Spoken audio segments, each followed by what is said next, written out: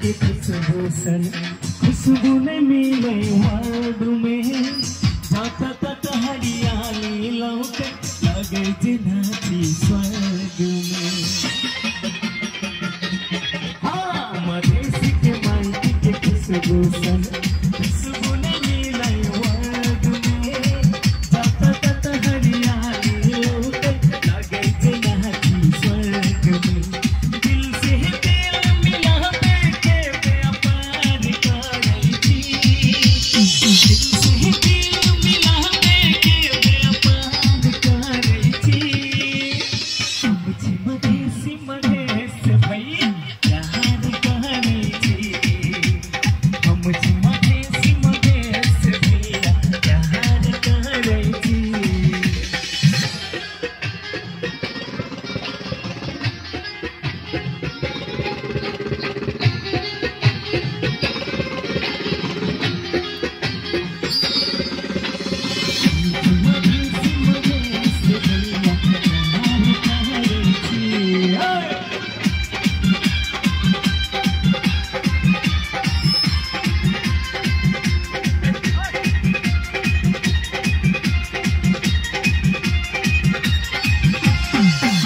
जनक जी के आंगन छैले दूध के छी संतान यो, कैसी कमला राजा सलेश आई अपन पहचान यो। राजा जनक जी के आंगन छैले दूध के छी संतान यो, कैसी कमला राजा सलेश आई अपन पहचान यो।